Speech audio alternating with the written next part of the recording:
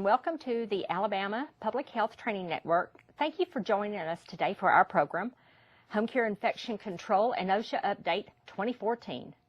Our objectives today are verbalize proper hand hygiene, identify personal protective equipment, also known as PPE, identify 3 main types of hepatitis, define the difference between HIV and AIDS, identify the 5 body fluids that transmit HIV, and verbalize preventative treatment and how to stop the spread of tuberculosis. If you have a question about anything being discussed today, please call or email our faculty presenters during our live broadcast. The 800 number and email address are on your screen now and will appear again later in the program. Also, the handouts, sign-in sheet, and evaluation are all available online. You will need to register for this program in order to access these materials. Nurses, those of you watching for continuing education credit, I'm required to tell you the following. The ADPH is an approved provider of continuing nursing education by the Alabama State Nurses Association. The association is an accredited approver of continuing nursing education by the American Nurses Credentialing Centers Commission on Accreditation. In order to receive credit for this training, you must watch the entire program, then complete and return the sign-in sheet and evaluation. Instructions on how to do this can be found at the bottom of the sign-in sheet. While content may continue to be relevant, CE credit will only be awarded for 1 year from today's date, which is April the 2nd, 2014. There is no financial relationship between the planner of this program and the speakers. There is also no commercial support for this program.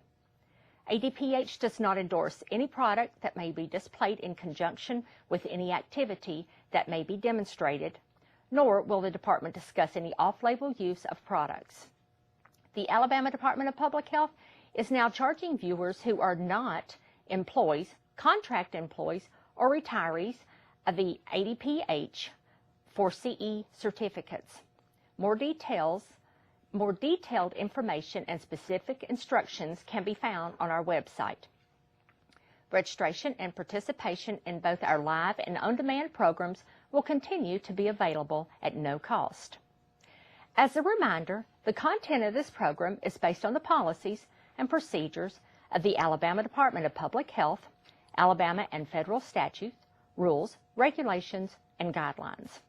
Viewers not employed by the ADPH should always check to verify whether the content is accurate according to the statutes, regulations, and policies of your respective jurisdiction or agency. I'm Shirley Offit, and with me today is Shakina Wheeler-Cox, HIV Coordinator, Public Health Area 3, and Tammy Langlois, TB Nurse Consultant, and welcome to our program. We're going to start off the program today talking about hand hygiene. And hand hygiene is easy to do, and it's one of the most effective ways to prevent the spread of many types of infection and illness. Clean hands can stop germs from spreading from one person to another and throughout an entire community. Now, there are 2 methods of hand hygiene. There's your soap and water, and then the waterless alcohol-based gel product, which I refer to in this program as hand gel. Now, liquid antimicrobial soap is preferred over bar soap because bacteria can grow on bar soap, especially if it's resting in that soap container. Liquid soap containers may become contaminated also. So nurses, if you refill those small containers of hand gel, make sure that the containers are clean, and if you wash them out, make sure that there is no residue water remaining in the bottom of the container. Now, hand washing is like a do-it-yourself vaccine. It involves 6 simple and effective steps you can take to reduce the spread of infection. Because most of deficiencies, not just with Alabama Department of Public Health, but with most agencies, come from infection control. So it's very, very, very important that we get this right. So we're going to go through the steps of hand washing. So you want to wet your hands under warm running water. You want to apply that soap And you want to rub your hands from palm to palm and then in the dorsum, and interlock those fingers, and do not forget the thumbs and the fingernails. You want to rinse your hands very well and dry your hands using a clean paper towel. Now, it's very important to dry your hands very well because organisms are transferred to various types of surfaces in much larger number from wet hands than from hands that are dried thoroughly. Now, after you dry those hands real good, you want to use a paper towel to turn off the faucet. Now, let's just stop a minute and think about this. You turn on the faucet and your hands are dirty. And you wash your hands and you get them all clean. And then if you reach over and turn off that faucet without using a paper towel, you've just contaminated your hands again. So let's think before we turn that faucet off. Now, if you're going to use hand gel, the alcohol is an antiseptic agent that can be used to decontaminate hands that are not visibly soiled. And the key word here is visibly. Use only waterless alcohol hand washing products when soap and water are not available. Now, to use this hand gel, you want to apply a small amount of gel in your cupped hand. And it's usually about 1 teaspoon, but always look at the recommendations on the hand gel to find out exactly how much to use. You want to rub your hands together and do it in the same way that you would do if you were washing your hands. The palm to palm and then the palm to the dorsum. Interlock those fingers and don't forget about the thumbs. Now, you want to rub these hands real good until that gel is dry. I know that when we're out in the field, we get in a hurry and we just rub this on our hands and then we will grab a paper towel and then wipe our hands dry. Well, that's defeating the whole purpose. And you will get deficiency if you do this in front of a surveyor. So just make sure that you follow the manufacturer's recommendations. You want to rub this hand gel into your hands until the gel is dry on your hands. And it should only take about 20 to 30 seconds to do. Now, when should we perform hand hygiene? Well, before and after you take care of patients, and between tasks for patients, after taking off your gloves, before you handle food, and if you sneeze, and touching your hair. Now, I have to use hand gel all through the day because I'm always having to push my hair out of the way, so my hands are so dry from hand gel sitting right on my desk. From using the toilet. And if you will see the little insert there of germs, well, you may think that the toilet has more germs, but if you will look at your workstation, look at how many germs can be on a telephone, on your mouse, on your desk, and on your keyboard. Now, I have a habit of eating at my desk a lot, so I have to keep those disinfectant wipes and clean down my desk because I'd just be sick all the time if I didn't. So beware of you that sit in the office and work. Now, as I was talking a few minutes ago about frequent hand washing, not only with the soap and water, but also with the hand gel, it has a tendency to dry your hands out and to make them crack and your hands get irritated. Use lotions, but be careful because if you are going to wash your hands and then put lotion on them right afterwards and then wash them again, it can do just as much harm as that if you don't put any lotion on at all. Artificial nails. Review your agency policy regarding artificial nails. Now, you home health nurses that work for ADPH, look at the policy titled Uniform Policy. Read that very carefully because it instructs you on what to do or not to do, and it does refer to artificial nails. So for those healthcare workers who wear artificial nails, you're more likely to harbor gram-negative pathogens on those fingertips than those of us who just have our natural nails on. Fingernails should be kept short and remove any flaking or peeling polish. as far as jewelry, well, you know, when I was talking about washing my hands earlier, and when I go out and see patients, I don't have any jewelry on. Number one, because it's just not a part of the uniform policy.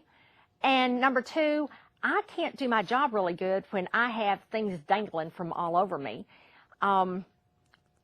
Several studies have demonstrated that skin underneath rings is more heavily colonized than comparable areas of the skin on fingers without rings.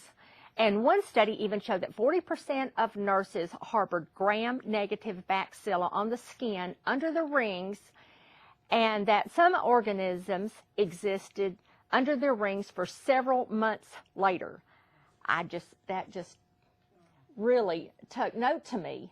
I don't go out in the field and work too much, but I remember when I did. And I never wore any jewelry, but I was even the band, you know, I'd take my band off and wash it really good. So just keep that in mind and think about the jewelry you wear. And again, ADPH home health nurses, look at our policy and procedure in reference to jewelry. Now we're going to switch and go to personal protective equipment, or PPE. Now you use gloves for any task involved in potential for contact with non-intact skin, mucous membrane, and blood or body fluids, except for sweat. And if in doubt, always wear gloves. When should you change your gloves? Well, if they become torn, between procedures on the same patient, after any contact with patients known to have multi-drug resistant bacteria. You want to remove your gloves as soon as possible after a task is complete to prevent cross-contamination.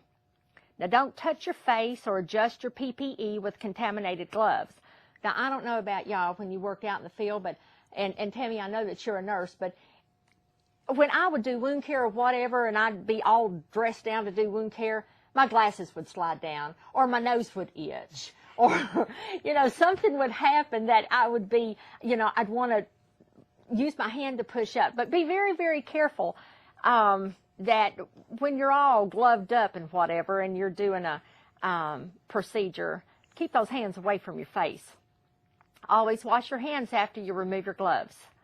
And do not wash or reuse disposable single-use gloves. Now, latex gloves are made from natural rubber. So if you're allergic to latex, vinyl gloves may be an option for you. To know if you're allergic to latex gloves, you may develop a skin rash, hives, flushing, nasal, eye, and sinus symptoms may occur. Now let's talk about the use of aprons. And you're going to put on an apron to provide that basic, an apron provides a basic barrier to protect you, and it also protects your patient. You're going to wear an apron when you're performing care that could result in your uniform becoming soiled. Gowns may also be worn during patient care activity when you anticipate your uniform may have contact with blood or body fluids. Wear a mask or eye protection when there is a possibility of splashes or sprays to your face. Mask, facial shields should protect the nose and mouth and prevent fluid penetration. Goggles or safety glasses should fit snugly over and around the eyes. Personal glasses are not a substitute for goggles. Now, when you put on your PPE equipment, remember to put on your gown, then your mask, then your goggles, then your gloves. And when you remove, go from dirty to clean. The gloves, the goggles, the gown, and the mask. Remember to change your equipment when it's torn or heavily contaminated. And then remember to wash your hands immediately after removing all of your personal protective equipment. And remember to always use soap and water unless it is not available. We're going to switch here and talk a little bit about standard precautions. Standard precautions is a set of basic infection prevention practices intended to prevent transmission of infectious diseases from one person to another. We don't always know if a person has an infectious disease, so standard precautions should apply to every person, every time, to assure that transmission of disease does not occur. Contact precaution.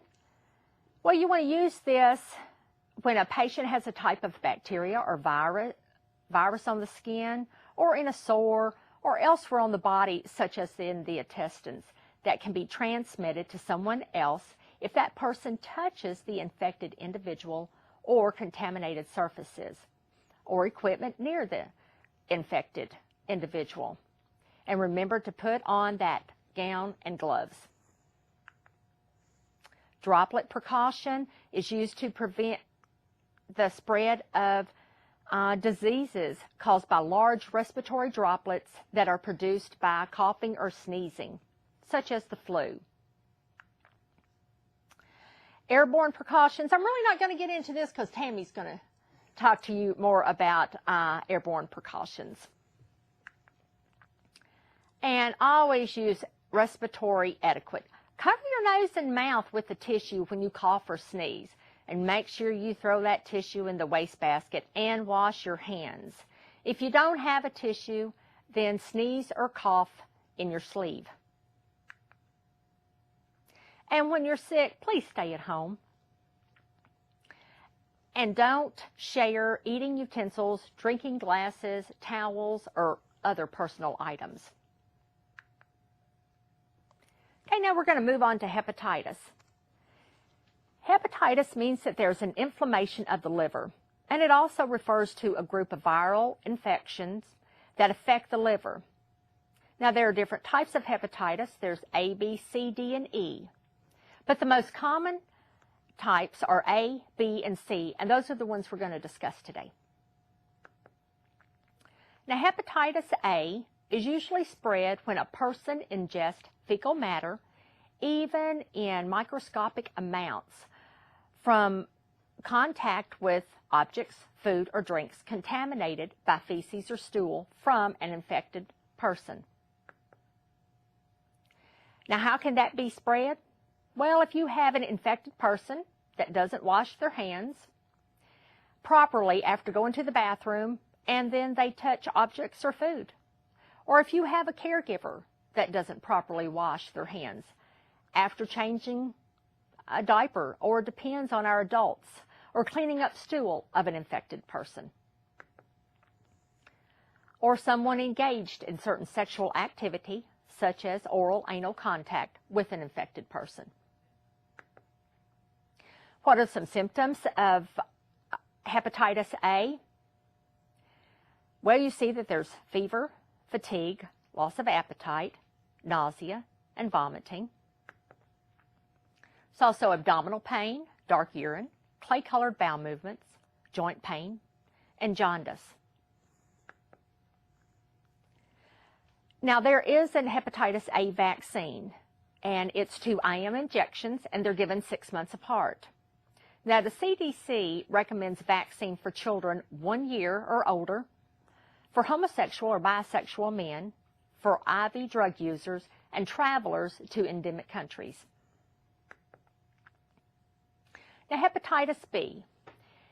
Hepatitis B is usually spread when blood, semen, or other body fluids from a person infected with hepatitis B virus enter the body of someone who's not infected. This can happen through sexual contact with an infected person, or sharing needles or syringes or other injection drug equipment. Hepatitis B can also be passed from an infected mother to her baby at birth.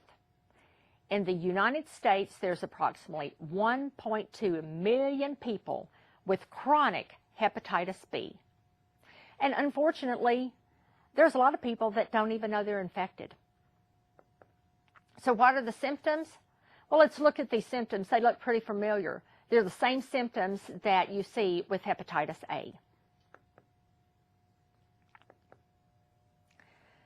Now, there is a virus vaccine for hepatitis B, and it's a yeast product, not a blood product, and it's 96% effective.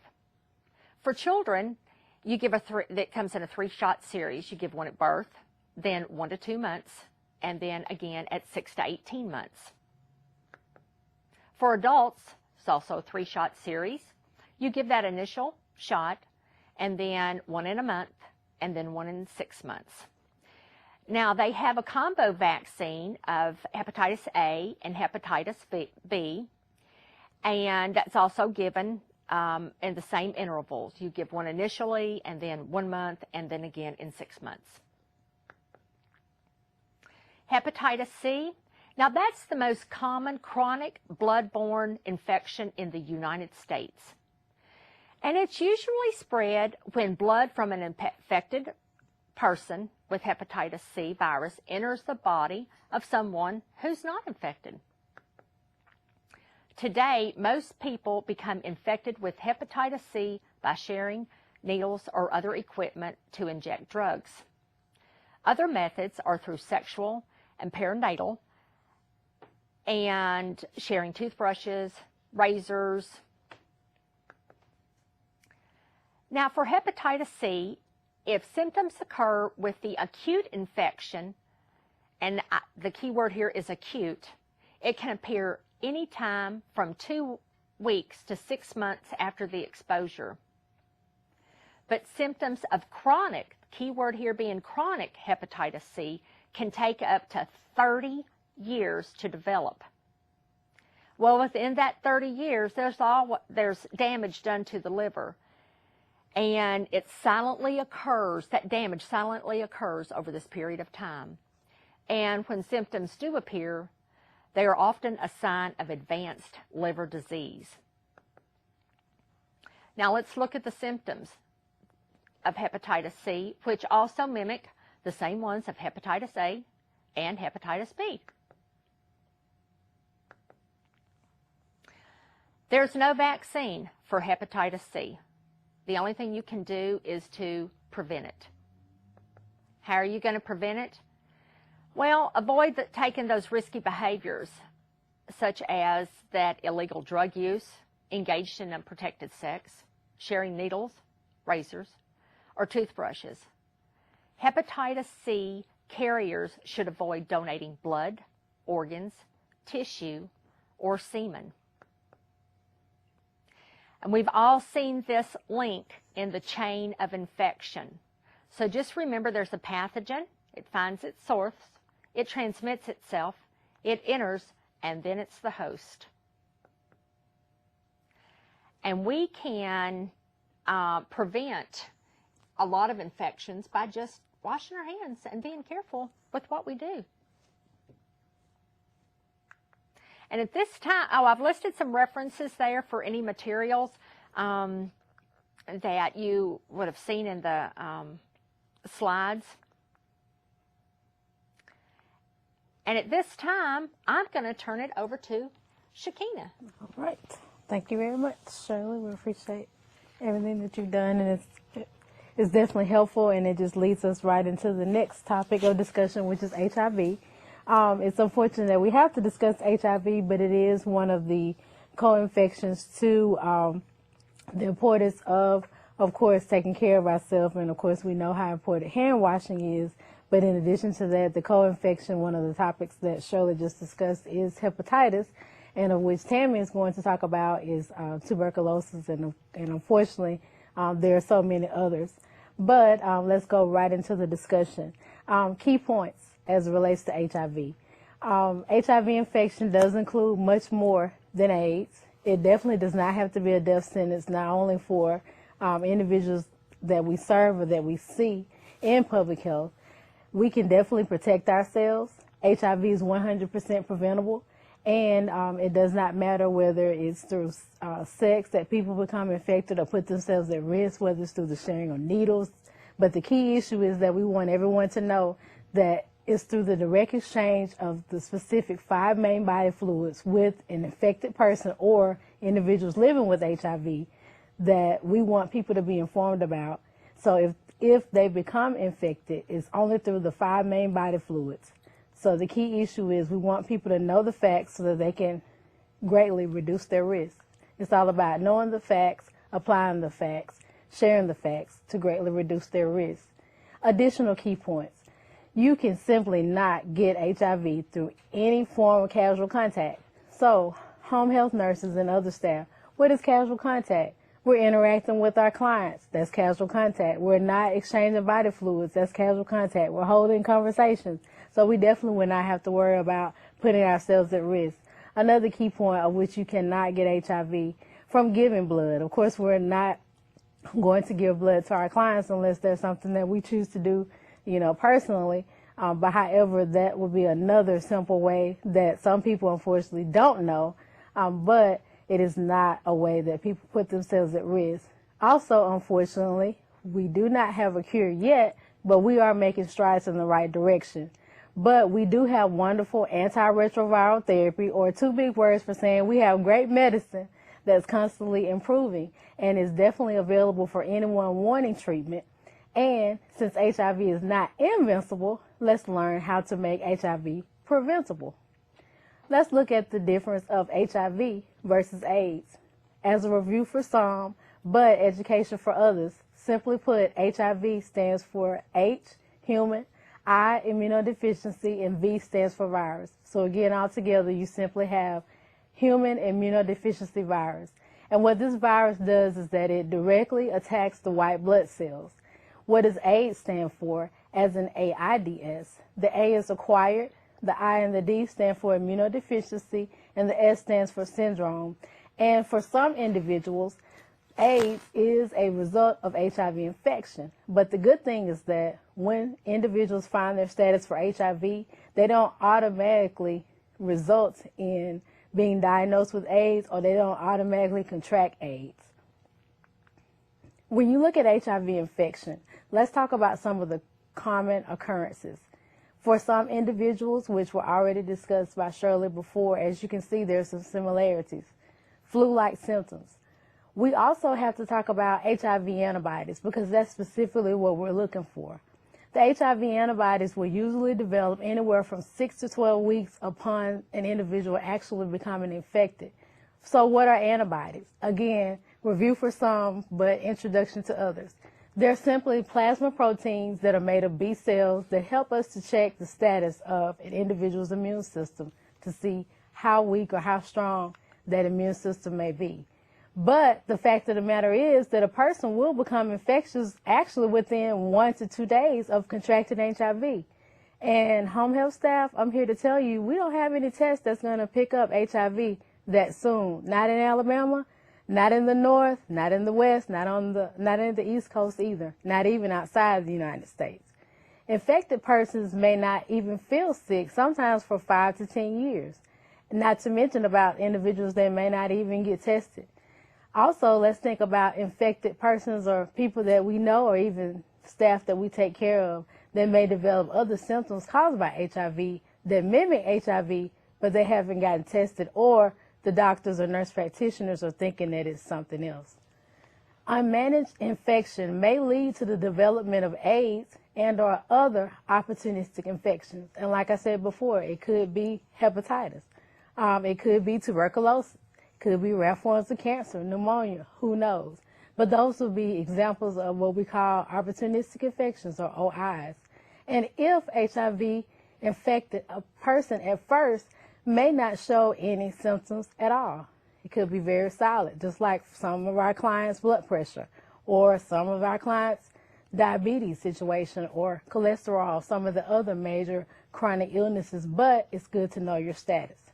HIV infection later, when you're looking at individuals that are infected, additional things that they may have. We've already kind of seen some of these same symptoms, but such things as fever, fatigue, diarrhea, skin rashes, night sweats, loss of appetite, lack of resistance to infection, furry white spots in the mouth, red or purplish spots on the body.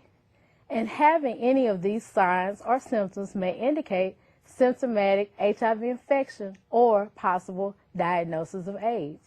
And we must know that only a doctor can tell what a person's signs or symptoms mean, and also only a doctor can tell or give that diagnosis of AIDS, because we do not have any tests to detect AIDS. We only have tests to diagnose HIV.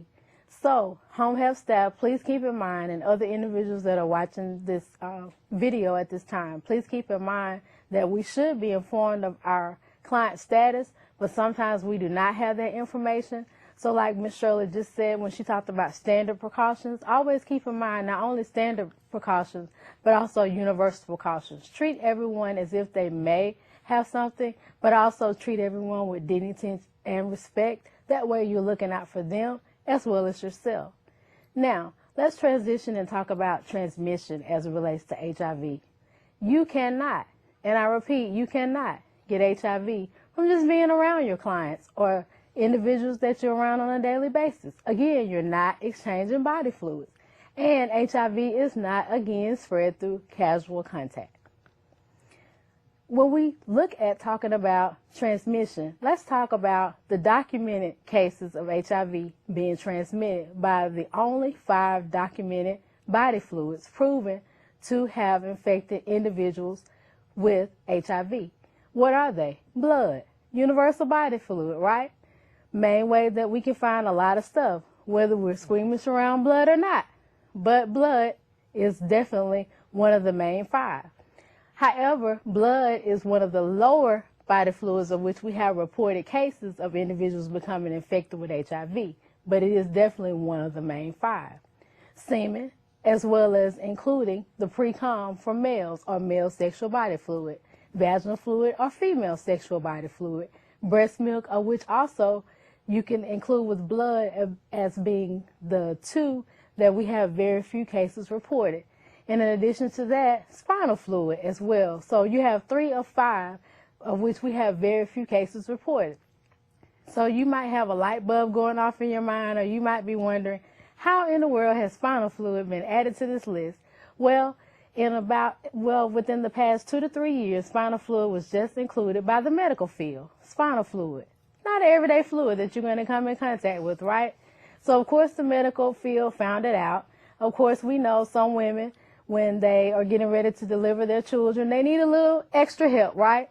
So some women are going to need that epidural. So sometimes that's where the spinal fluid may be a situation where they'll come in contact with it, or there may be individuals that have had some type of accident of which they may come in contact with the spinal fluid, or they've done all they can medically and maybe they have to do a spinal tap on an adult or a child, or, whatever the case may be. So there are a lot of different situations, but sometimes, it's going to be extreme situations or circumstances, beyond maybe sometimes our human brains or minds, but definitely it is one to be added through the medical field. So keep in mind, as a reminder, those are the only 5 proven body fluids that could put individuals at risk for HIV. So again, as a reminder, blood, semen or male sexual body fluid, which includes pre-com, vaginal fluid, breast milk, and spinal fluid. Although all of the other body fluids are important of making up who we are in the human body, they must contain significant amounts of blood, breast milk, semen, spinal fluid, or vaginal fluid from infected persons or individuals living with HIV in order to put individuals at risk for contracting HIV. Also, when you look at transmission, there are a lot of different ways people can put themselves at risk, whether we measure it as a low risk, whether we measure it as a medium risk or a high risk. A risk is still a risk. So the key issue is making wise decisions. It's all about respecting ourselves and protecting ourselves.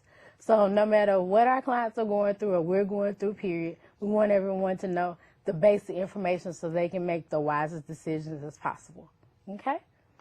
So moving right along. Again, these give you some ideas of ways that individuals can put themselves at risk as far as transmission is concerned, as we talked about some of the body fluids. So definitely keep this in mind as it relates to our patient care and services that we provide. And thank you for what you do. Let's talk about prevention as we just focused on transmission. Definitely, you can always focus on sexual practices, or you can talk about drug use or needle use and different things of that nature, or tattoos or body piercings, and the list can go on and on again.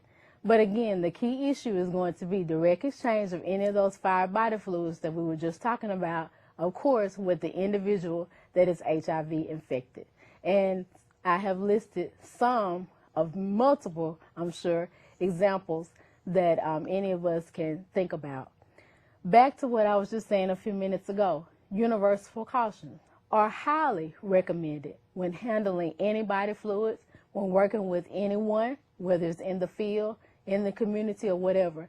We can be super women, we can be super men, but the fact of the matter is respecting yourself, protecting yourself, being respectful, being tactful by wearing gloves if we have them, clothing, protective personal equipment, as Shirley just said a few minutes ago, and shields, or using barriers to protect yourself and those individuals at all times.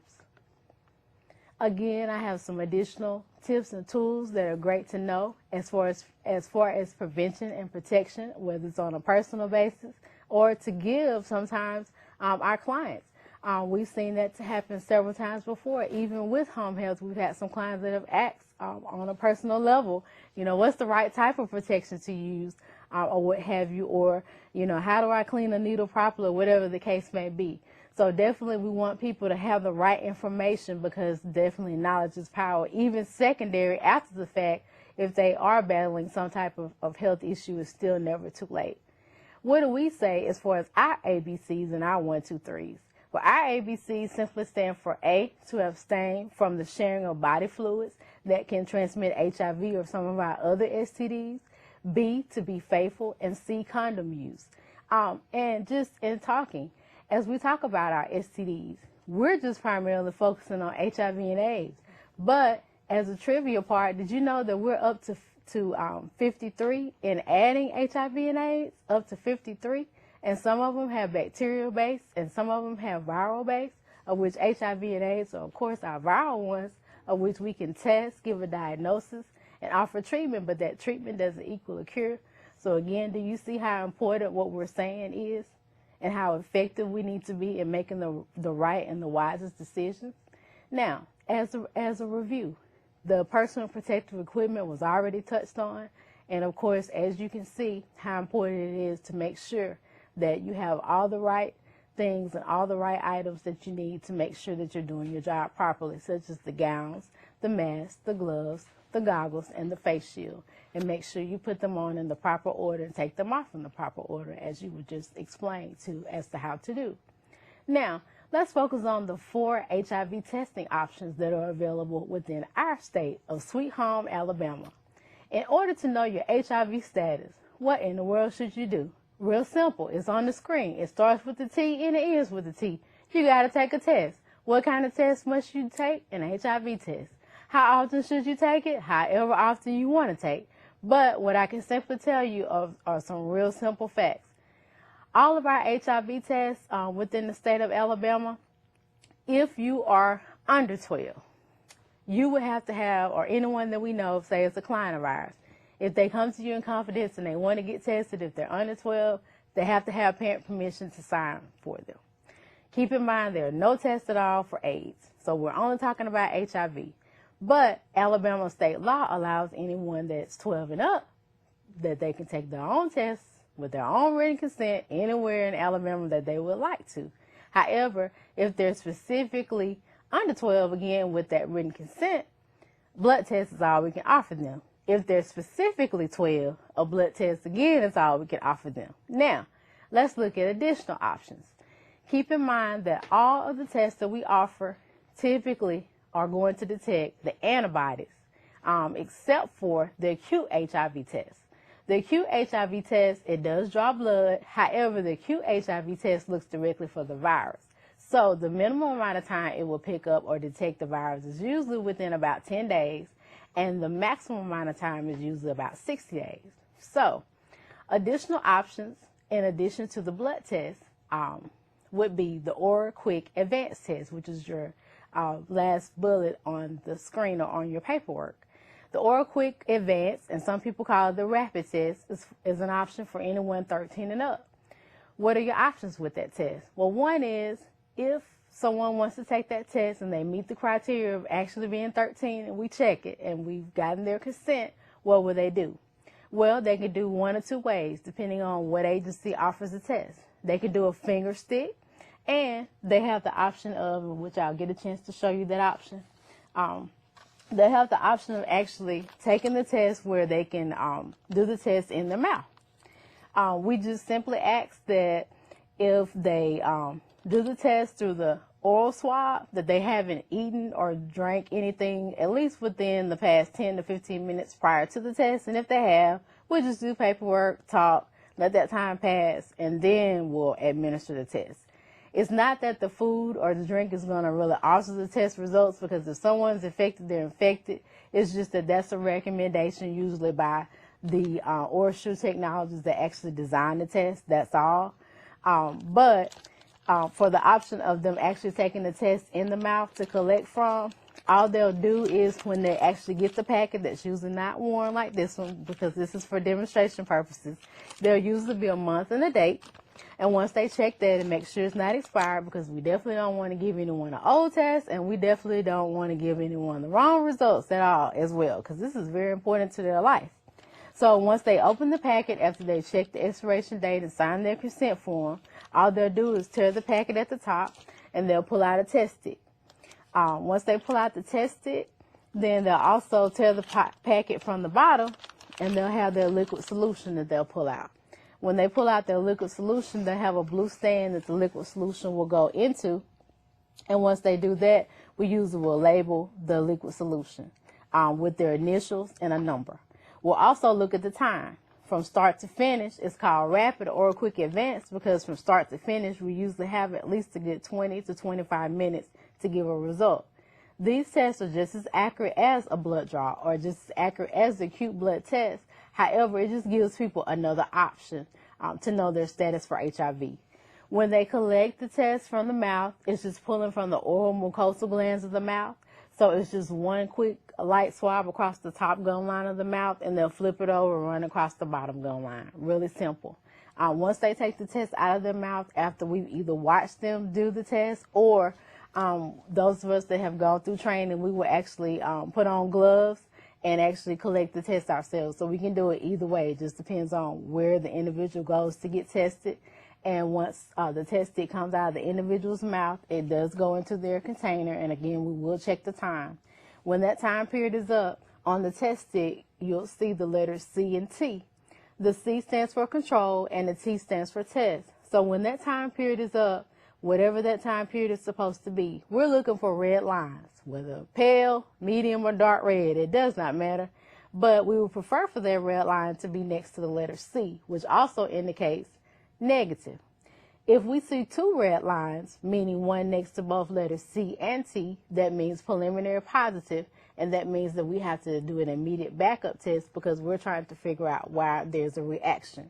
Again, these tests are now 99.9% accurate and effective, and they will pick up not only if someone has become infected, but of course we have to do a backup confirmatory test, but sometimes they'll pick up if the individual's immune system is weakened anyway from some other reason, whether it's another STD or say they're battling cancer or some other type of, health issue that has weakened the immune system or whatever the case may be. Our backup test will be the next option. Can I stop you just a minute and ask? You were saying that anyone, and the age 13 just grabbed me, but so if, let's just say a 13-year-old, could they come in and pick this up and say, I want to take it and run this test at home? Sure. They can take it themselves. They can go to their local pharmacy and buy it.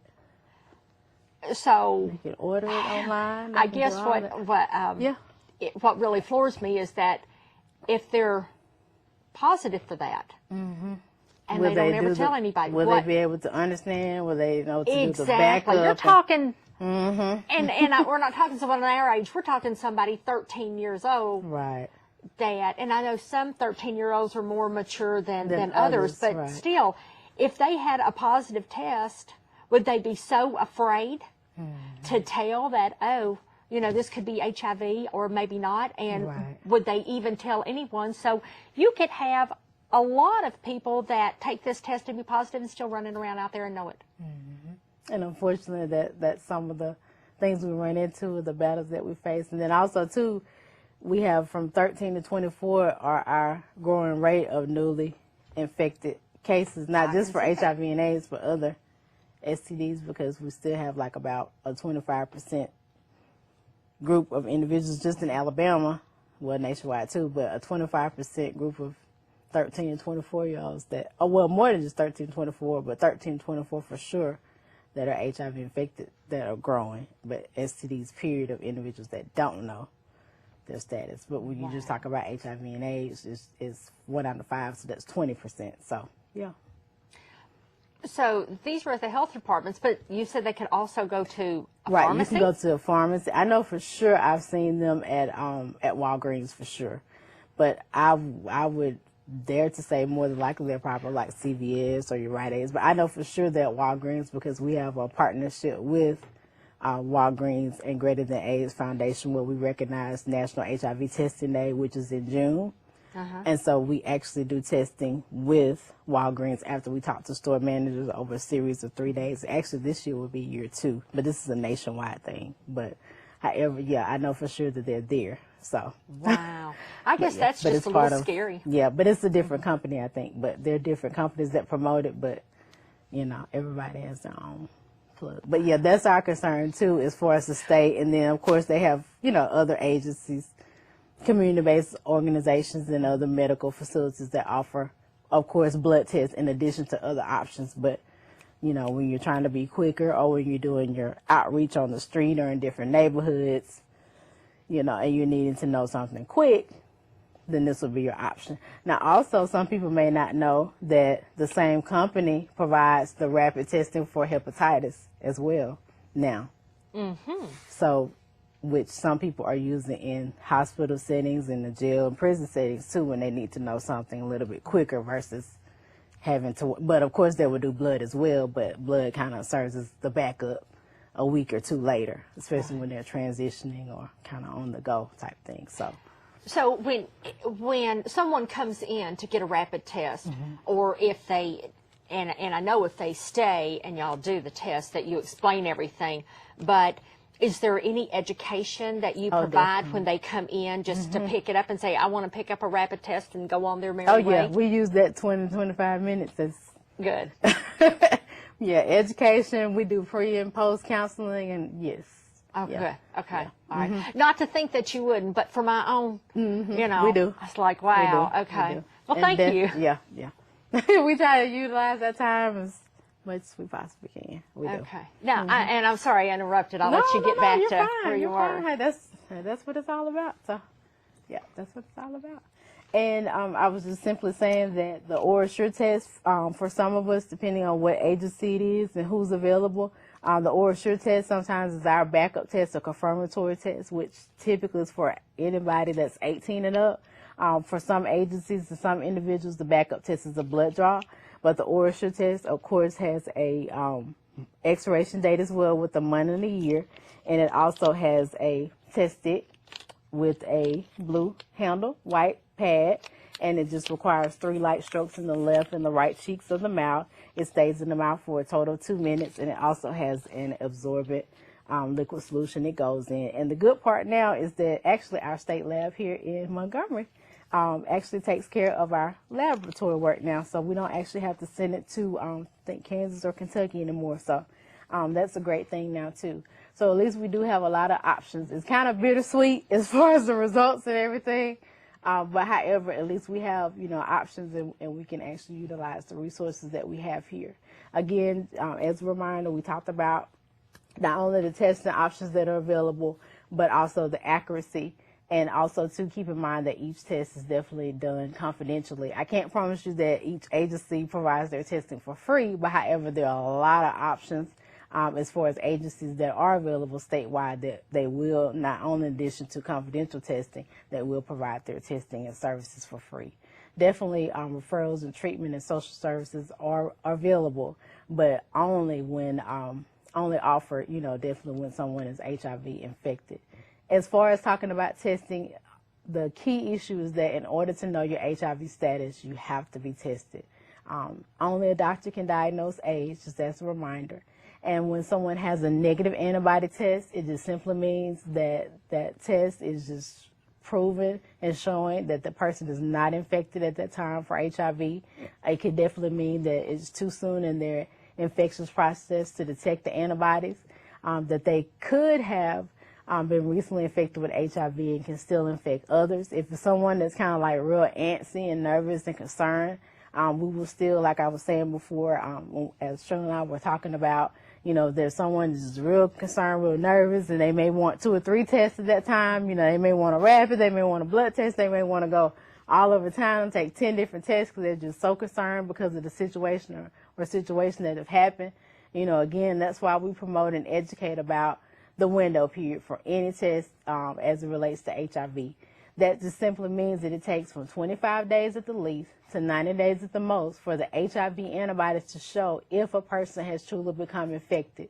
And that doesn't matter what test option they take, the window period still remains the same, from 25 days at the least to 90 days at the most, accurately, that any HIV test is going to let someone know if they became infected.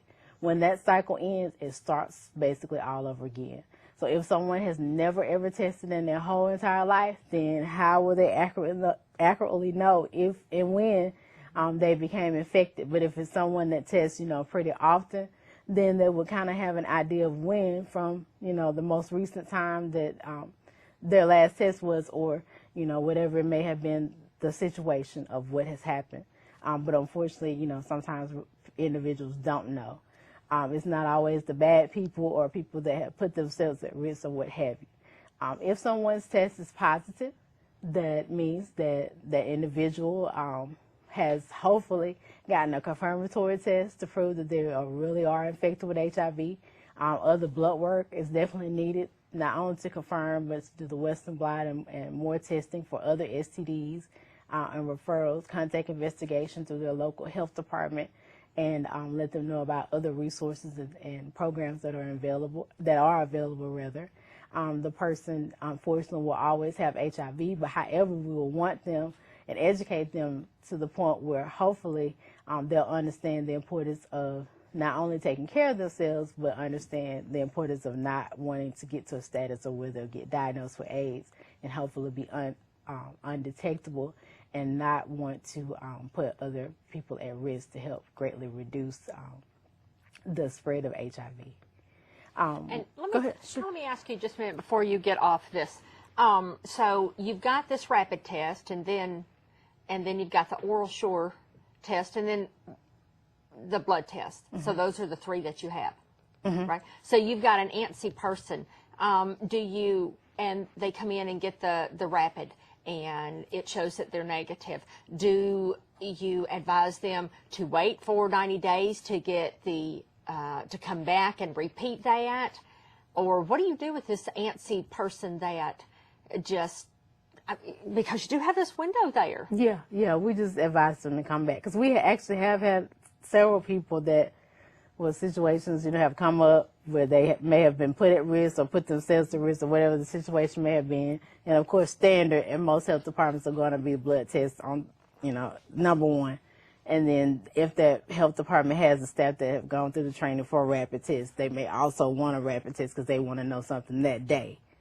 And so they would do that. But even after they've gotten their, while they're waiting on their blood test results, whoever provides them with the test, they will still tell them to follow up in 90 days. And then after they've actually gotten the results for the blood test, they'll still, may have already set them up an appointment for the next 3 months. But if they just feel like they just can't wait, they may say 2 months or something of that nature. Mm-hmm. But some people are so antsy, they'll just go kind of doctor shop type thing. They'll go maybe every week or every month or, so. Now, my next question, if you're going to get to this, just say, Shirley, I'm going to get to this. Okay. So let's say that someone is positive. At that point, do you take a history of who they may have been with or shared needles with or whatever? Because you could have a long list of people out there. Yeah, as best as we can. And then what do you do? Send letters out to those people, or how we'll do you try contact to them? We'll try to get them in, hopefully person to person. Yeah, usually I mean, a letter usually is kind of like one of the lower resorts, But yeah, we'll try to call and yeah. But eventually we'll have to see him in person. But of course, because of confidentiality laws, we'll never reveal the person's name. Right. Sometimes people figure stuff out, but yeah, it can't be because we did it. So. But yeah, we do have to do contact investigation. Mm-hmm. Yeah, we do. And that's why we try to promote with our medical providers, home health staff, making sure that they follow up and let us know through the health department too, because sometimes we have some lovely medical providers in the state that don't let us know. So a lot of things that they should. So it's all about communication. It's all working together, agency by agency. So, and in addition to talking about testing, this just gives you some ideas of some states do anonymous testing, some do confidential testing, and it just gives you some information about the difference between the two, of which Alabama law, we strictly follow confidential testing only, where our results are linked to identity, and then the results are definitely recorded in medical files, and that's, mainly what we go by, so that we have everything recorded. And we're up to, at the end of last year, 18,416 cases that we know about, not to mention the extra 20% we got to add on top of that of people that we, again, have captured that we don't know about, but just to kind of give you an idea of where we are. Oh, wow. Yeah. And then, but unfortunately, with hepatitis, it's actually higher than HIV and AIDS, and I know tuberculosis is probably maybe kind of like in between the two. So, but that just kind of tells you where we are. Here's some additional information as it relates to HIV when you look at the children versus the adults. So you can definitely look at some of the things that kids go through versus what children go through. Of course, you know that we all deal with our parents' immune systems first before we're able to branch off and kind of build up our own. So it kind of makes it more difficult, but it also shows you how important, prenatal care is, and knowing the basic information about how to properly take care of yourself as well. But that gives you some ideas of some of the things that kids may suffer from or go through, which are very similar to teenagers or adults as well, and similar to some other health issues or chronic illnesses as well, of which HIV is in the top 5, top 10 maybe. AIDS, again, we said, which simply means acquired immunodeficiency syndrome, is diagnosed when a person has a CD4 count or a T cell count, which means that count is at 200 or below.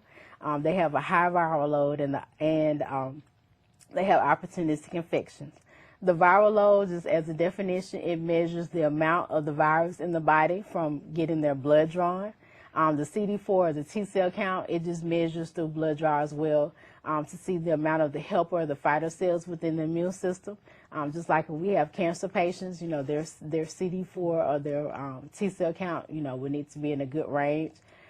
For individuals living with HIV and AIDS, it needs to be between 500 and 1,600.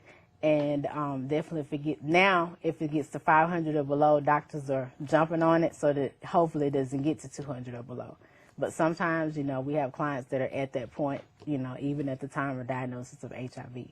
The opportunistic infections, like we talked about before, it just means that the illnesses that occur as a result of the overactivity of HIV infection has gotten, so severe they're not able to manage it properly, which we were talking about before, hepatitis or tuberculosis or rare forms of cancer, pneumonia, and the list can go on. Additional symptoms, just real bad fatigue, not being able to function, the coughing, the shortness of breath, seizures, the lack of coordination, difficulty or painful swallowing, mental symptoms such as confusion or forgetfulness, fever, severe persistent diarrhea, vision loss, and the list goes on and on again. Wow. So again, some of us may battle some of these things, but maybe not to the extreme that some of our clients may deal with.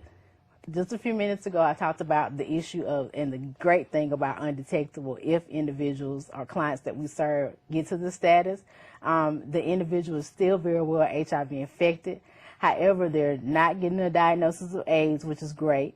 Most importantly, when they have this status, it means that their overall health is greatly improving. Their viral load has gotten to 48 or less copies. That CD4 count is in a great normal range of 500 to 1,600, and that the treatment or antiretroviral medications that are being used for the treatment of HIV are either being greatly reduced or maybe they've even been taken off of the medicine while being monitored in medical care. we must also look at the social issues. We focus so much on the medical issues. We focus so much on our clients sometimes, or the stress that, you know, we may be under, or whatever the case may be. But we also have to focus on the social issues that come up with working, not just with HIV and AIDS clients, but just with clients in general. So let's not forget to be sensitive in our conversation and our demeanors, even in our facial expressions. Be careful of how we speak to our clients. You know, it's kind of like in customer service, you know, sometimes, you know, even though we say they're always right, sometimes they're not. So, but we still have to be careful, you know, and what we say and how we deal with it and how we react.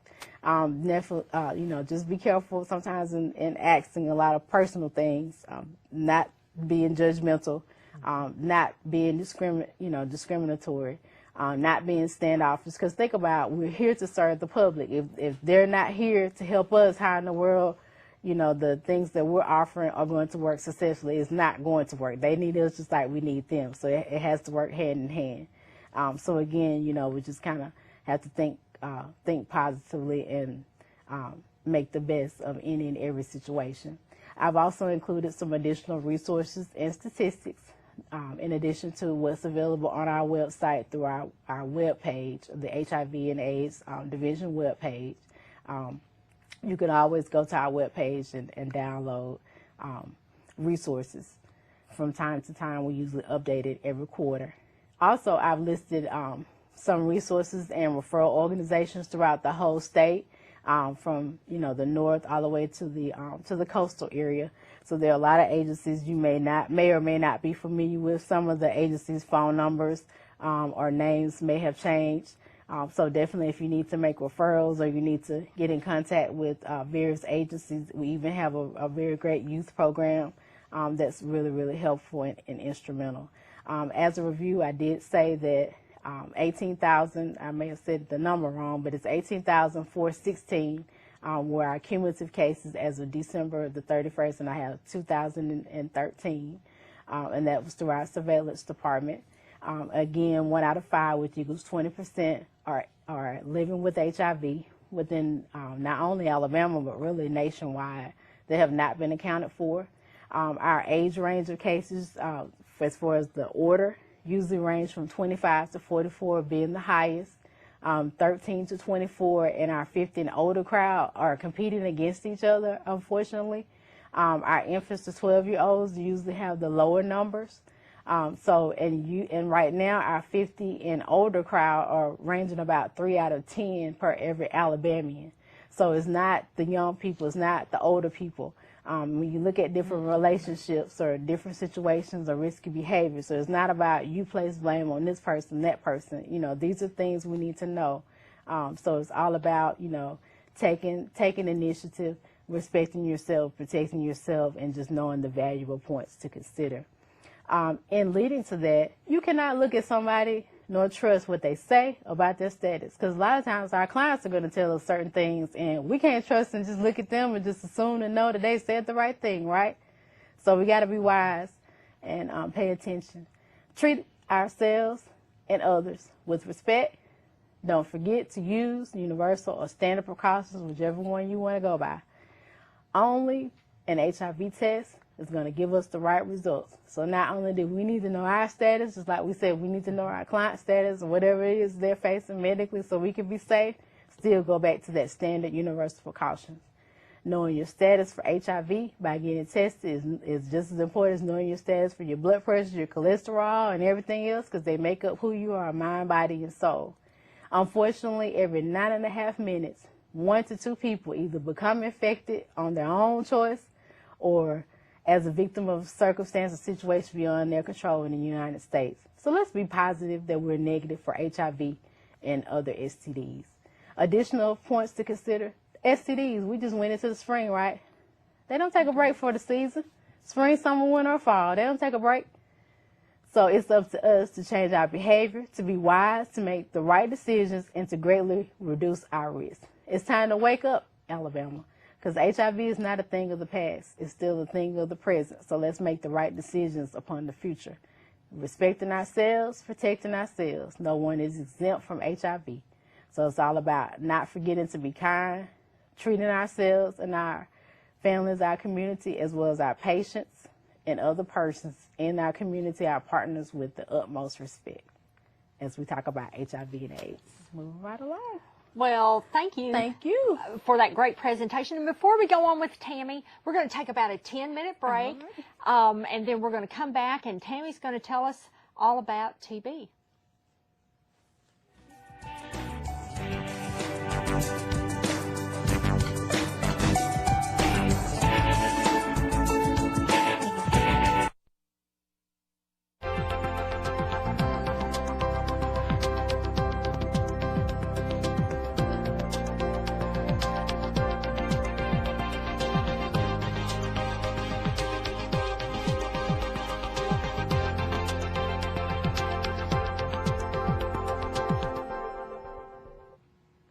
Welcome back to our program, Home Care Infection Control and OSHA Update 2014. Well, we've given you a lot of valuable information, and we still have some more information to give you. So we're going to let Tammy Langlois, the TB nurse consultant, tell us all we need to know about TB. Well, I'm glad I could be here today. Other names for tuberculosis are TB, consumption, the white plague, phthisis, scrofula, Pott's disease. These are, all from back in the day, and, originally Easter seals was also, it started as a fight, against tuberculosis. What is TB? It's an airborne disease caused by Mycobacterium tuberculosis. It used to be the leading cause of death in the United States. It's both preventable and curable, and 1/3 of the world's population is infected with the bacteria, meaning they've inhaled it, but their healthy immune system is keeping it in check, and so they can't give it to anybody or make anybody sick. And each year, over 2 million people die from TB.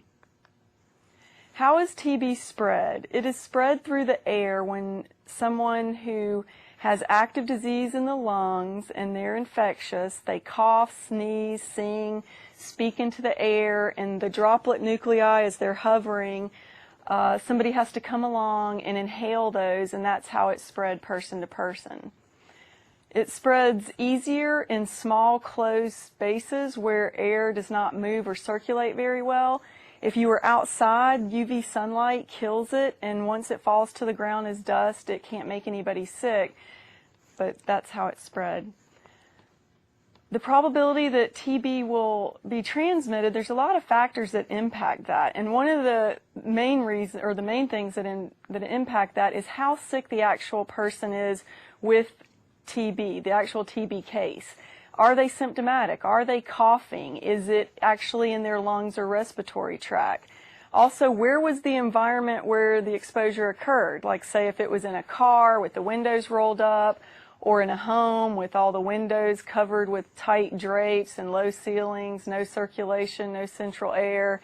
How long you were in the home or in the area, like if it's a car ride for 2 hours, or you're in a plane for 8 to 10 hours, or if you're in a home and you're spending the night several days in a row, or maybe sleeping in the same room with the case, that kind of, the duration of the exposure impacts it.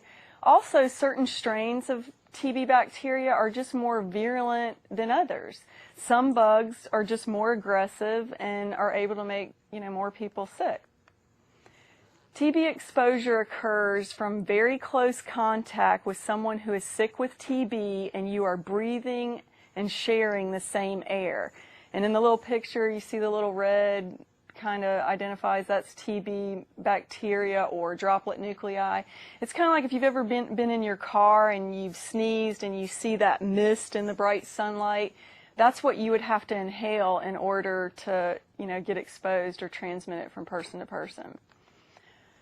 So once you're exposed, like let's say I've been, riding in a car with somebody who had active TB, and I've breathed in the bugs or the bacteria, what happens next?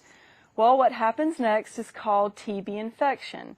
Basically, I'm infected because I've breathed in the bacteria, but my healthy immune system at the level of lungs and as it's being dispersed throughout my lymph system, it, attacks it and kind of keeps it in check, walls it off if it's in the lung, so that, it can't multiply and grow. And what that is called is latent TB infection. And this occurs 90% of the time in people who inhale the bacteria. So 90% of the time, you end up with just latent TB infection. You're not sick, you have no symptoms, you can't transmit it to others. And so roughly only about 10% of those who share the air or breathe in the bacteria, become and progress on. Exposure. What happens in disease? Because there are two different things. There's latent TB infection, and then there's TB disease. Basically, in disease, you've had the infection, but then your immune system isn't able to, keep it in check, so you progress and actually develop active disease. You can't fight off the bacteria, it starts to thrive and grow, and you end up with active TB disease with that. And this occurs 10% of the time. So 90% of the time you inhale it, your immune system does its job, no problem. And 10% of our people who inhale the bacteria, they progress to active disease. So the differences between latent TB infection and active disease: in latent TB infection, oftentimes patients will have a positive skin test, a normal chest x-ray, they have no symptoms, they can't transmit it to anyone, and they can be offered medication, either INH, roughly 300 milligrams depending on their weight, for 6 months, or they can take a drug called rifampin for 4 months, and it's a preventive treatment. In TB disease, they may or may not have a positive skin test. They'll usually have an abnormal x-ray if it's in the lungs, and they have symptoms. They can transmit it to others, but they can be treated and cured. Common sites of TB disease: after you inhale it, 85% of the time it loves the lung tissue, and so it'll stay there and cause active disease there 85% of the time. But once it's in the lungs and you've inhaled it, it has access to the bloodstream, the lymph system, so it can be dispersed all over the body, and it's very opportunistic. So it will go to an area that's weak. So sometimes patients who have inhaled it in the lungs, but sometimes it circulates through the body and it ends up in the pleura, or it can circulate throughout the body and you end up with TB meningitis, or it can go somewhere to a lymph node in your neck, in your groin area, and cause active disease there. Sometimes it'll go to your GI system, the bladder, kidneys, bones, joints, and then there's also a condition called disseminated miliary TB, where basically the bacteria is just dispersed systemically throughout the whole blood system and lymph system. Again, the most common site for active disease 85% of the time is the lungs. And in this little sample, there's an example of a cavity in the right lung. You see it's like a little white circle, halo, round thing, and that's called a cavity. This is a cross-section of a cavitary lesion. So in the left lung, you see that black, necrotic, actual hole in the lung tissue. It should be like the one on the right, but because there's a cavity, the bacteria actually eat and live off that tissue, and so it causes a cavity. This is a lung with caseating granulomatous tissue, and basically when the active TB disease is occurring and the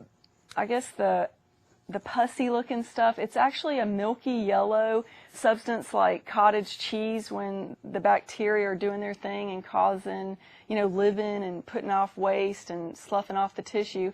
So this is what caseating granulomatous lung tissue looks like.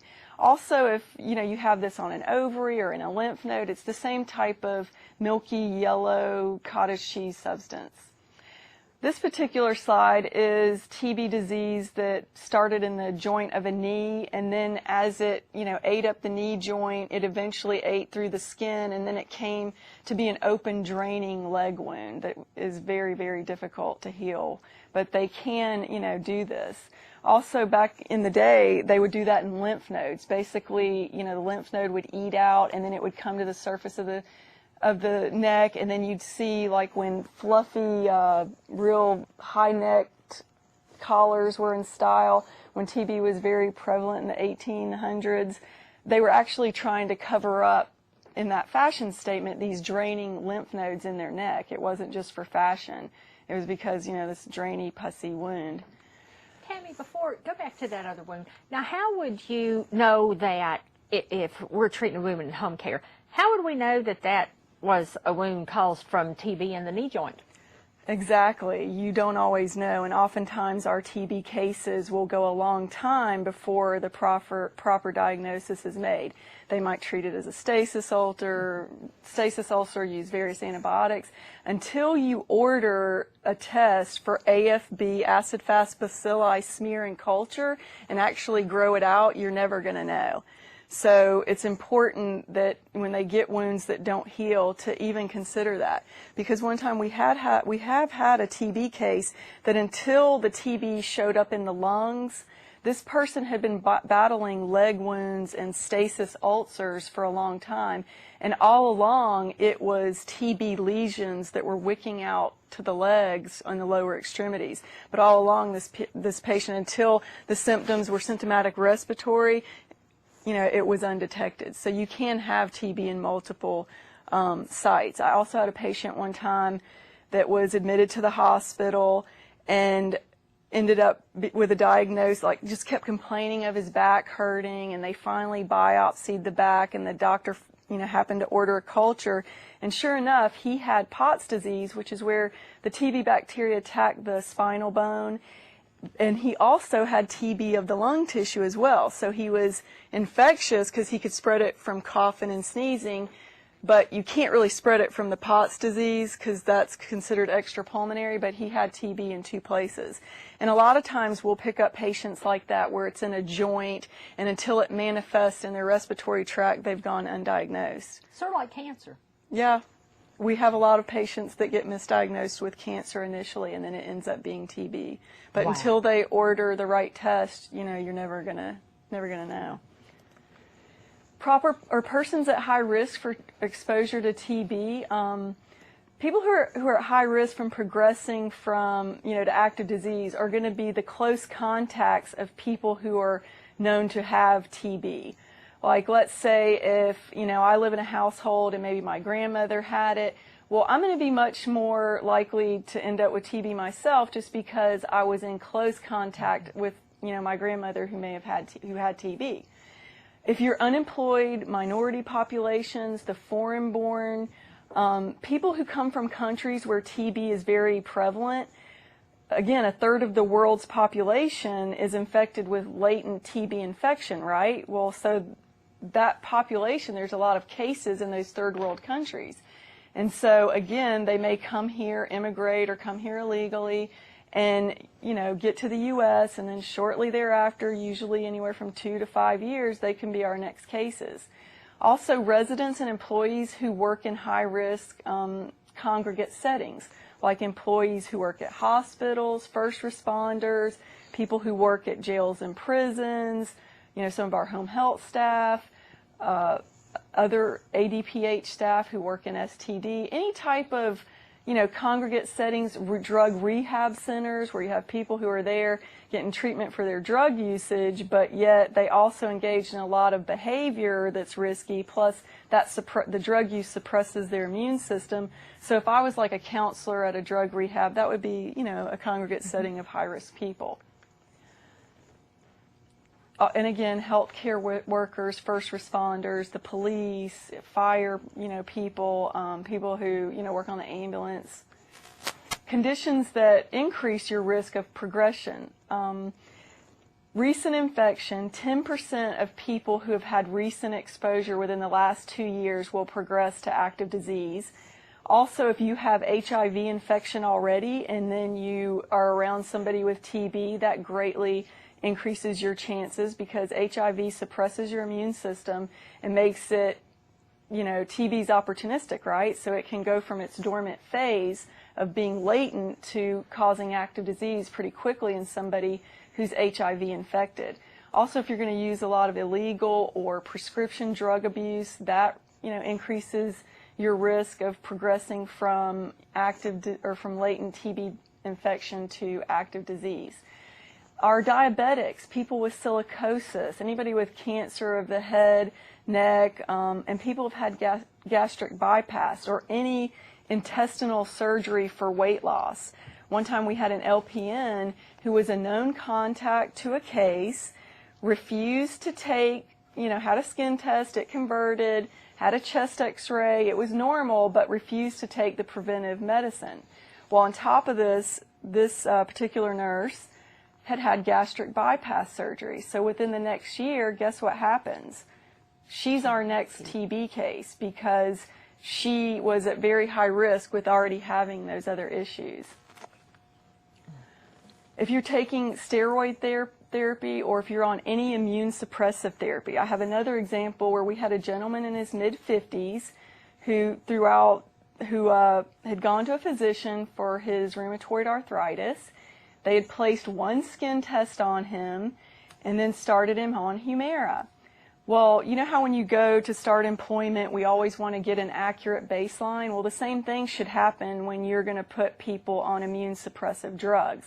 You need to get an active baseline of their immune system or history of exposure to TB.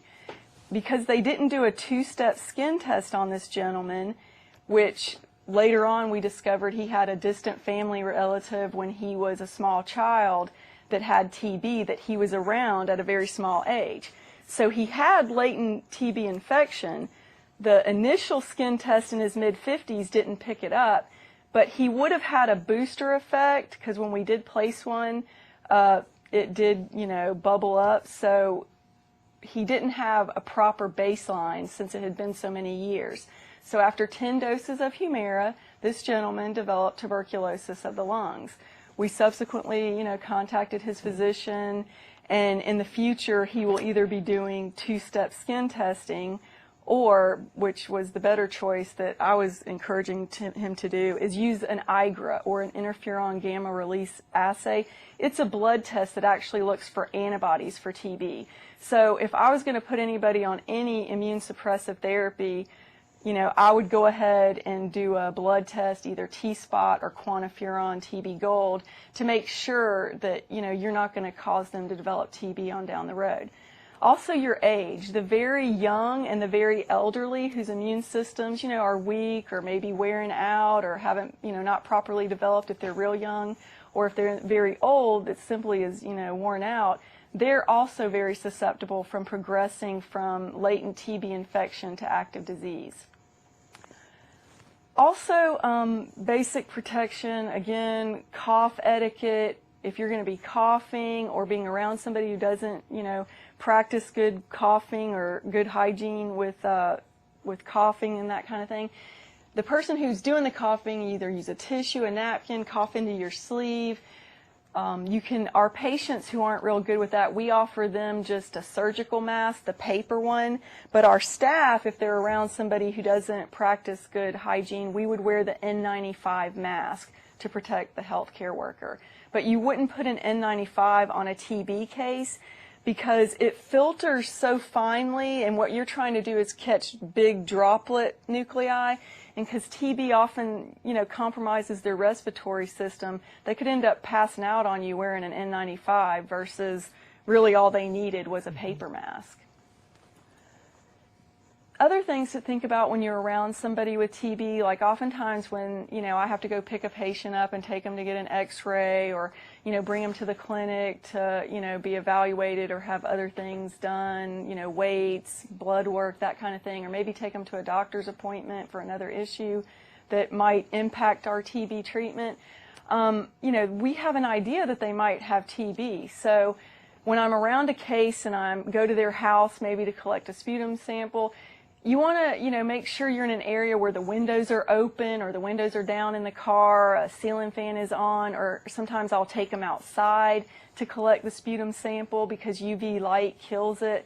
So that way I'm not unduly exposing myself when I'm explaining to them how to get the sample, that kind of thing. So these are the kind of windows and ventilation and UV light are, what you need to do. So if somebody works in an environment like, say, a grass trimming company, they would not be able to spread TB to their coworkers outside. But if they're in a crew cab truck riding from job to job with the windows open, well, that's a different story.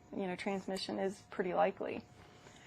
TB germs are not spread by handling bedding, rubbish, clothes, towels, food, eating after someone, none of those ways. You have to get TB by the bacteria being aerosolized into the air, and you have to inhale it. So once it does, these tiny microns or that spray vapor falls onto the dash of your car and dries out, it can't make anybody sick. So when we've had situations at schools, you know, and the parents want the school pressure washed and that kind of thing, there's no need for that because, you know, once it falls to the ground, you know, it's dead. It can't make anybody sick. Healthcare workers, again, you also need to do proper fit testing annually or as needed. Like let's say you have, you know, lost a lot of weight or you may have gained a little weight. You always want to make sure that you end up with the proper fit, and they recommend it annually just to make sure, or if you have changes or maybe you got braces or jaw surgery, just make sure there's no gaps because you want it to be able to filter out the germs. Tools for TB diagnosis. One of the things we use, you know, the state lab we have is called bacteriology. We have a test called it's called an acid-fast bacilli smear.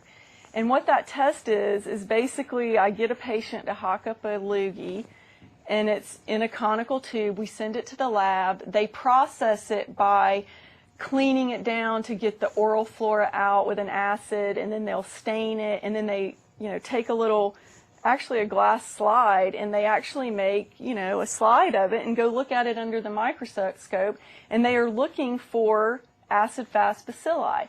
Because with the stain they used to use a red stain. It looked like hot tamale candies under the microscope. And that would give you your smear result. If it was smear positive, that means they saw the hot tamale candies on the slide, and then there was very, you know, gradients like smear, you know, +1, 2, 3, 4, and of course 4 means there's so many to count. It's, you know, crazy. Or they'll use things like rare, moderate, numerous to give you an idea of how many little bugs they're seeing. There's also a test that our lab has now that on anybody that's smear positive, they will automatically do this PCR test the same day, and it's a rapid test. And we will know that day on a smear positive if it's TB or not, because it, you know, replicates some DNA. I mean, I don't know all the logistics of how it does its thing, but it does its job, and it's been 100% accurate on anybody that was smear positive and their PCR was negative. It's not TB.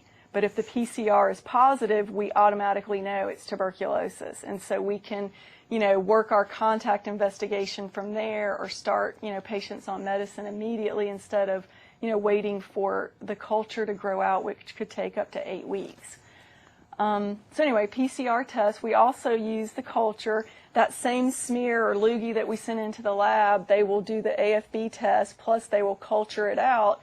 And when they plate it and they put it in all the incubators, that can take up to 6 to 8 weeks to grow out. We also use chest x-rays, and in chest x-rays, they work really great in somebody who's HIV negative. But on HIV positive patients, because an x-ray is basically picking up immune responses where the immune system has walled something off with calcium, and we're looking for cavities, that kind of thing. And somebody who's immune suppressed or has HIV, their x-ray will actually be normal. And if you don't know that, you can end up really messing up because, you know, there's no immune response to get because they don't have an immune system, so their x-ray will be normal. We also use the tuberculin skin test still, and then we also have interferon gamma release assay, and the test we're using is a blood test, and it's called T-spot, and it's greater than 95-97% accurate in picking up antibodies for TB. So if we have a suspect come in that we just suspect might have TB, we'll go ahead and get a T-spot on them because we'll know if antibodies are present, then chances are it's going to be TB and not one of the atypicals. A skin test is only 66% accurate when it's placed and read correctly. Plus, we've had some issues with PPD being hard to get over the past year. And so the blood test was just so much nicer to use on all of our contacts and TB suspects. And again, these are the type tests. There's a quantiferon TB Gold and then the T-spot. And just for logistics reasons, quantiferon, the blood has to be incubated within 16 hours of drawing it, where the T-spot doesn't. And in our rural health departments, we don't have incubators. So we went with T-spot because we can FedEx it overnight and we don't have that step of our staff having to incubate it. Plus we didn't have them, and that was another expense. Also, on a patient with the quantiferon TB, test, I had a guy that was in a hospital one time that it was my patient that had Pott's disease and TB in the lungs. Well, their hospital was short-staffed, and they had, they did a quantiferon on this guy, and it came back negative. Well, once we realized his cultures grew out TB, I called that hospital and I said, hey, I've never had a quantiferon or an IGRA test that was negative, the patient ends up with TB. Well, the director of the lab went back and reviewed everything that was done to that specimen, and the specimen was drawn late in the evening, and the person, instead of putting the test or the tube of blood in an incubator, the tube was placed on a heat block. It killed all the TB bacteria or the antibodies in it. And so when it was sent to Mayo Clinic, it was negative because it had killed everything they were looking for. So that incubation step is really crucial, and just for us, the T-spot was just a much better fit. Caution. Never, let a tuberculin skin test be the first test you use or hang your hat on as far as treating or, ending respiratory precautions on a patient. Just because a skin test is negative, I've had multiple TB cases that when we place the skin test, it doesn't react. And the reason is they're so sick dealing with active TB disease in their lungs or TB meningitis or a bad lymph node that when we place the skin test on their arm, their immune system is like, look, we're too busy dealing with this to even go to that little skin area. So a lot of times our TB cases will actually have negative skin tests. Sometimes they won't, sometimes they will, but it just depends on how overwhelmed their immune system is to react on the skin test. On the IGRAs, it has no impact on it. So no matter how sick they are with active TB disease, it's not going to impact your result of being positive or negative on a blood test. Also, it's, the test we use to detect latent TB infection. And if somebody is HIV positive, chances are their skin test won't react either. So again, you don't want to rely on, a skin test to decide if you're going to DC respiratory precautions or, not do any further checking to make sure active disease is ruled out. It can also be used to help, we use it to support, if somebody's infected, but oftentimes in small children with, immune systems that are underdeveloped, we'll go ahead and put them on preventive treatment for a couple months and do another skin test before we take them off to make sure, or a blood test to make sure that, that they don't have latent TB infection.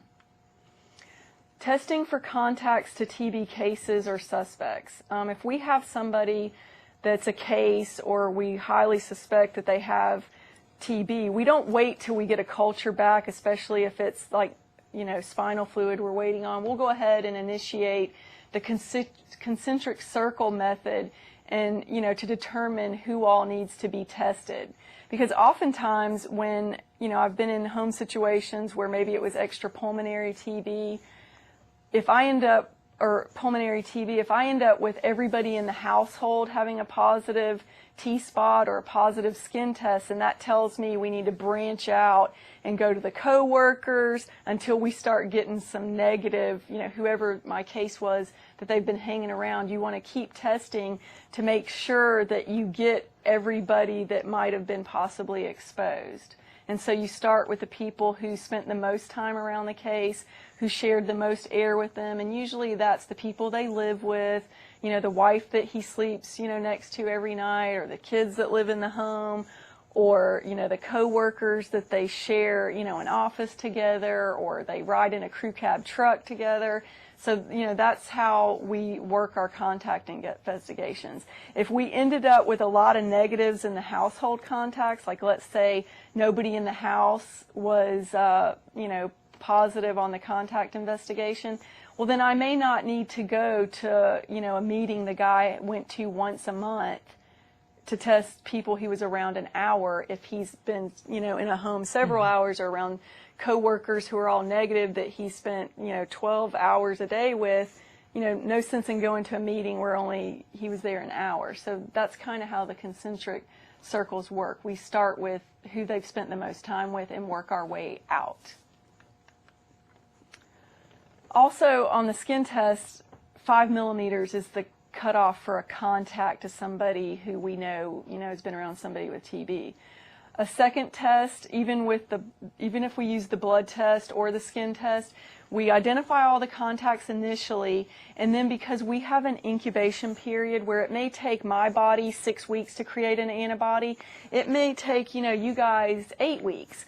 So in our contact investigation, we retest all the contacts 10 to 12 weeks in break-in contact to the case, or 10 to 12 weeks when we know they were no longer infectious, and repeat it to make sure they don't convert in that time. Because what we wouldn't want to happen is for us to miss somebody. Like, let's say if I just did a test at 4 weeks and went, oh, it's negative, and I didn't go back, this person could start creating antibodies, and then I didn't ever retest them, and I not know they have latent TB infection. They don't get treated, and then they end up being in the 10% that end up becoming a case. So that's why we make sure we want to go back and do that second test. And oftentimes in a contact investigation, it's hard to get people to realize that 10 to 12 weeks out is a very important test. We really need that information to make sure you're fully evaluated. Measuring a positive skin test, you measure the induration, or the raised area. You don't want to do flat redness. If it's flat and just red, if you close your eyes and feel it and you can't detect any induration, then that's a negative skin test, or 0 millimeters. I don't care how red their arm is. It's only induration that we're looking for. This is just a sample of, it's done on the anterior arm, and at the health department, we always, place skin tests on the left arm when we can, because let's say I'm not at work on, Wednesday and the test was placed on Monday, my coworkers need to know to look on the left arm instead of, because I've had patients who will present the other arm because they don't want to cause a problem and don't want you to know something grew out or whelped up on their arm. So we always use the left.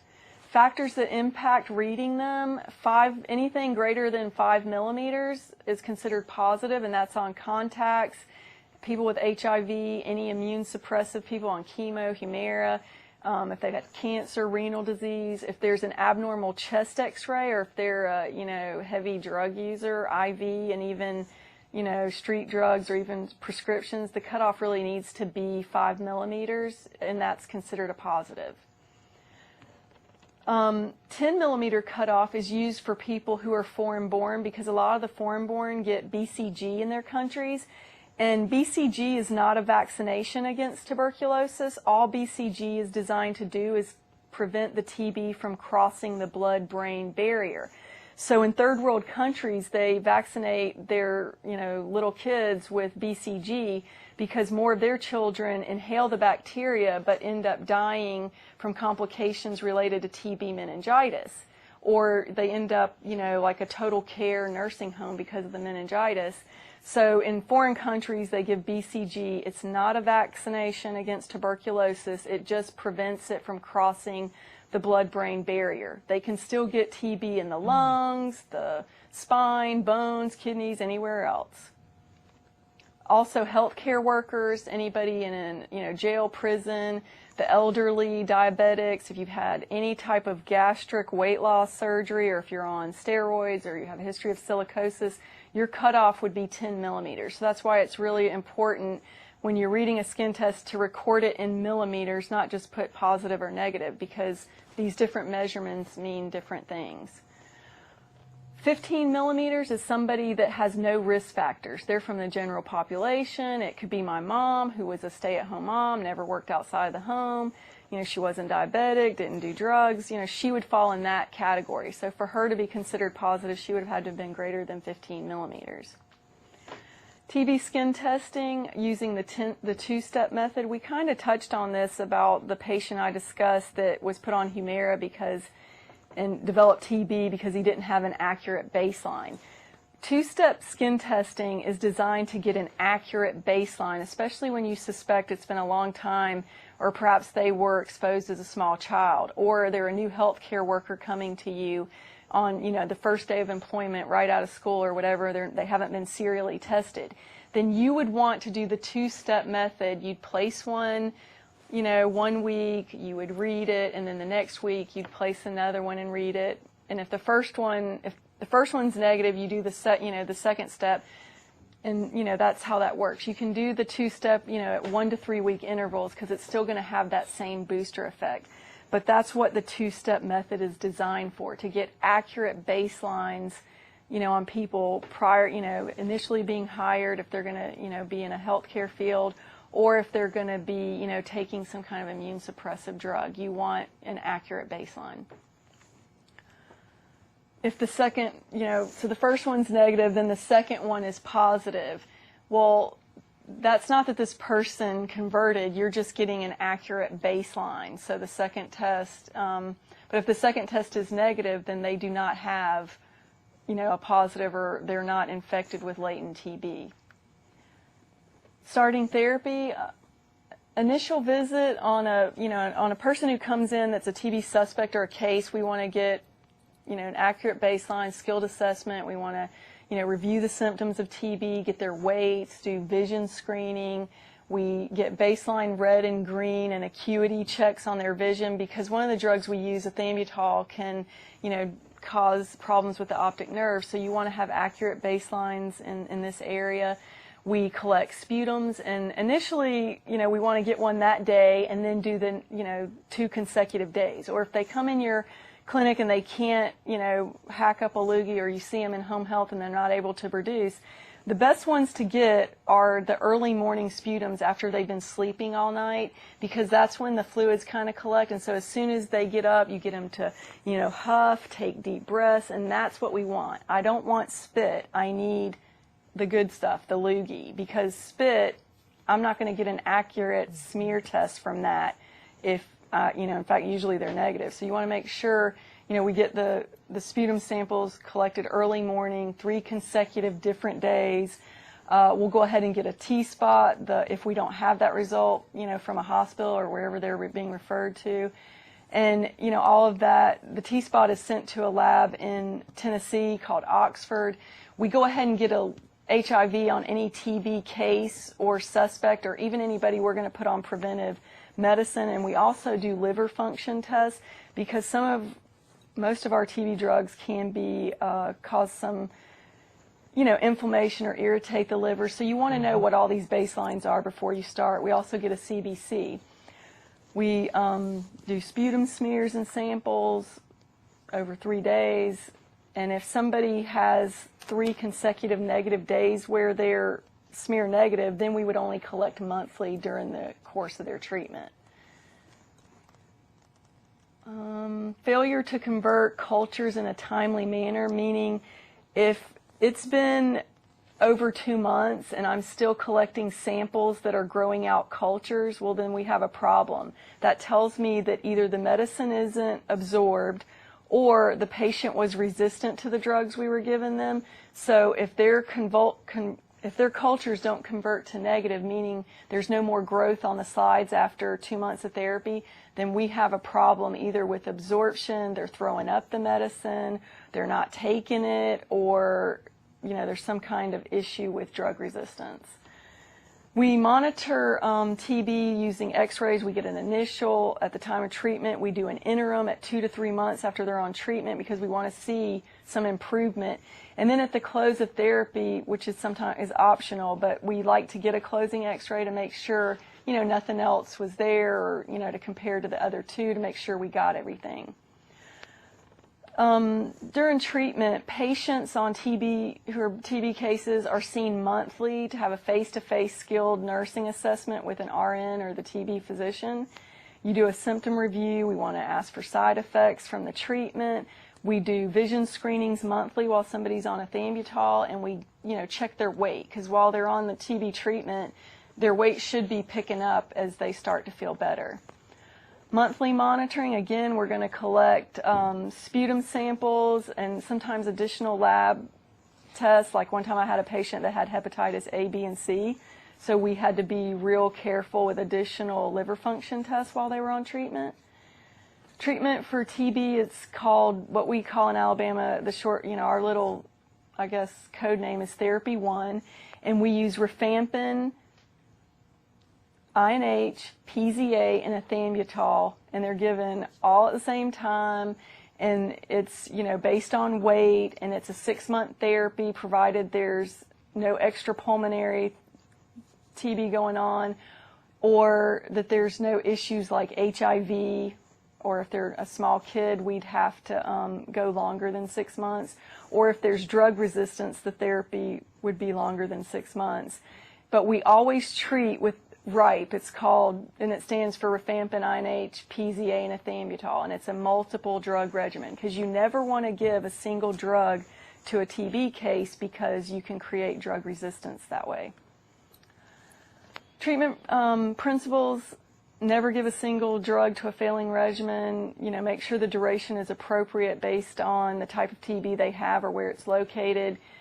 We always partner with the health department and do directly observed therapy on all our patients. We don't just simply give them the antibiotics to take, because most people don't take, antibiotics correctly 7 to 14 days, much less 6 months.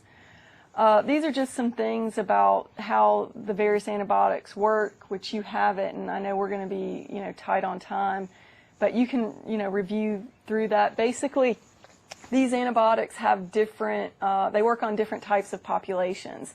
Like rifampin, is an intracellular killing machine, and, it greatly reduces, the impact. But the 4 drugs each have a different role to play, and that's why we use all 4 of them to kill it.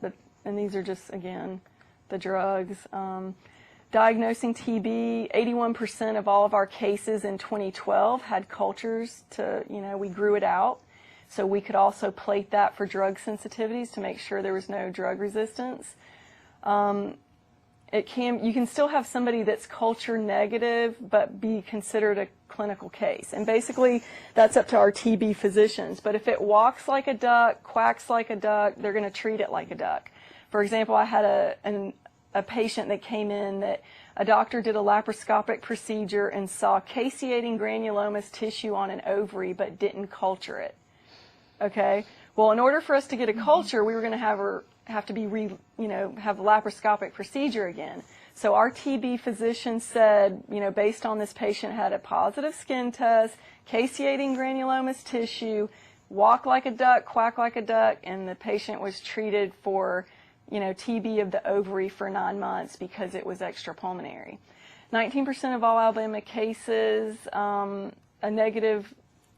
19% of ours in 2012 were considered clinical cases, where the doctor called it just because the x-ray improved, that kind of thing. Also, we can only culture out if we get a good enough sputum. So if somebody's not giving us good samples, garbage in, garbage out. We can't culture or grow something out if we're not getting a good specimen. So that's why we had 19%. So that's what happens there. A negative skin test should not deter a diagnosis, and we've covered this. If they're HIV positive, have immune issues, or the skin test doesn't always work. It's 66% accurate, so don't hang your hat on just that result. Delayed diagnosis often occurs, resulting in secondary cases. 138 cases were reported in 2012. Public health laws, TB is notifiable and reportable. everyone, dentists, daycares, administrators, hospitals, first responders, the police, the jailers, anybody that says, hey, I've got TB or even suspects it, you don't even have to wait till you get lab confirmation. If you even suspect TB, it is reportable within 24 hours, so it's not covered by HIPAA. So when I call hospitals or places trying to get information, you know, TB is exempt because we have to be able to protect the public, so we need that information. So do report even suspects. That's just the TB laws and HIPAA, how we're exempt from that. TB control, the Division of TB Control has a responsibility of training, educating, and providing services to identify, diagnose, and treat TB. All of this is done at no charge to our TB patients, their contacts, or TB suspects. We don't charge for any of these services for them. Healthcare workers are encouraged, you know, to begin collaborative efforts with the TB staff in their area in order to make sure we catch all the contacts or identify all the cases really rapidly. Both long-term and, you know, short-term or immediate goals here, we can, you know, protect the public and have fewer secondary cases if we're working together.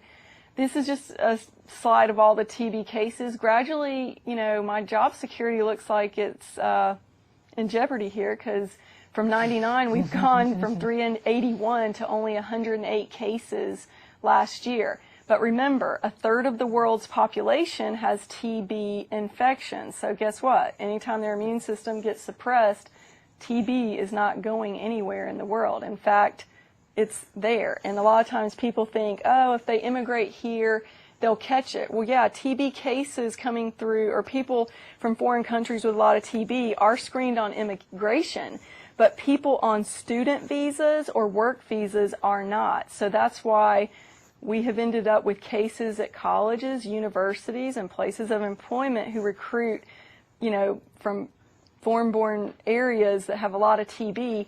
That's why they end up missing them and actually end up breaking down with TB here, because there's no screening process for work or school visas. And a lot of times people don't realize that. And if it wasn't for the colleges and universities, you know, putting in that step, there's probably a lot more college students that they might miss with latent TB infection. This is just the resources, and you've got that. If you need more information or if I didn't cover anything, you know, you can call me at the office or email me. Oh, well, we've had a lot of valuable information given to us today, and I know from my presentation it was prevention, prevention, prevention, and I know you had a lot of prevention measures in yours for HIV and AIDS. And Tammy, what do you want us to take away from? Well, we have yours? prevention efforts too, like, you know, covering the cough, using, exactly. you know, universal precautions, wearing the N95 mask if you're around a patient that has, you know, TB of the respiratory tract. Or if you're diagnosed with latent TB infection, take the preventive treatment. It greatly reduces your risk of developing active disease by more than 90%. So to me, I'd rather take one antibiotic if I ever convert than 4. So, you know, again, we'll see how So it the plays out. key to this is prevention. Well, thank you for watching, and if you have any questions, you have the phone number or the email address. Just email us and we'll get it to the correct person. And our next home care nursing program is scheduled for Tuesday, April the 22nd from 2 until 4 Central Time. And the topic will be what to know about protecting yourself and others from disease, a general communicable disease overview. For updates on that program as well as other future programs, please visit the website listed on your screen. This concludes today's program. Thank you for joining us and have a great day.